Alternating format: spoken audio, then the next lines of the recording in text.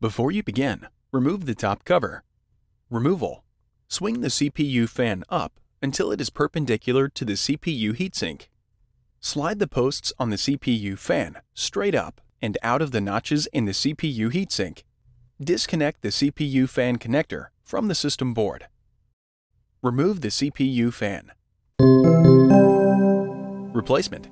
Connect the fan into the connector to the system board. Slide the CPU fan posts into the slots in the CPU heatsink and swing it into position on the system board. Important: ensure the CPU fan cable is not pinched between the CPU fan and system board components.